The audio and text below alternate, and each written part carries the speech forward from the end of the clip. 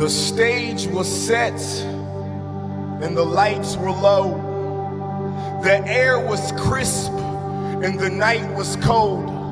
The starry sky produced the brightest glow as all the universe's eyes were witnessing the sight below. Greatness, as all of heaven stared in amazement as God's child made his way in. No one knew the ounces of pounds that he weighed in, but out came the first cry of the Savior who was set to save men. Let's fade in to the scene where we see Mary and Joseph, whose viewpoint was the closest of the one who called out Moses and said, I am the I am, he who counts the stars and measures the depths of the oceans. The one whose words were spoken and brought the earth into its motions lay there, an infant destined to bring hope to the hopeless. And I know it seems crazy that this baby had the power to save me from the sin that enslaved me daily. Can you picture it? What the world considered so small and insignificant grew into the lamb that would be slaughtered to deliver men. It's this baby's blood that we're forgiven in. It's why we break bread in remembrance. This child of deliverance who existed back in Genesis, who was set to give his life as a generous gift. Betrayed by a kiss and then beat with a whip and then nailed to a tree as he hung by his wrist. And his last dying wish is that you and I would exist in the kingdom of heaven where his dad sits. He was literally love sick. Yet the thing that I don't get is why we no longer fix our eyes on his majesty. Instead, we doubt and quit at every single whiff of catastrophe. See, this life has become apathy because our mental capacity tells us that God is no longer God in the midst of our tragedies.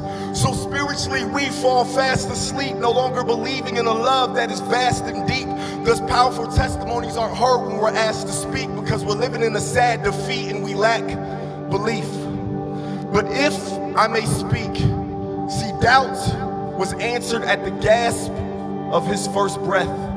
And healing was set in motion at the moments of his first steps. And for those that feel like they have taken their life and created the worst mess, redemption was granted when he came and he died the worst death.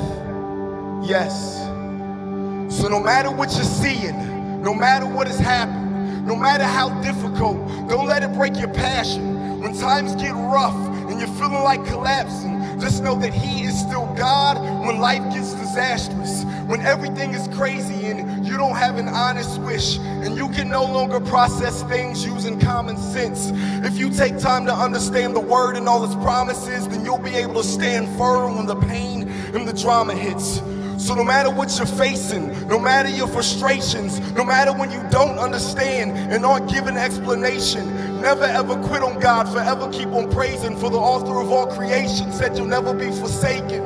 So no matter what they're speaking, no matter what they're saying, no matter if you're broken or on the brink of breaking, no matter if they're dying, even when you're praying, no matter if they're gone and they no longer awaken, he is still worthy in every single season. When our failures knock us down and we rise in our achievements, he can be trusted when our faith has reached depletion, all because of the scriptures that he penned in the book of Ephesians. It is for this reason that we can believe again.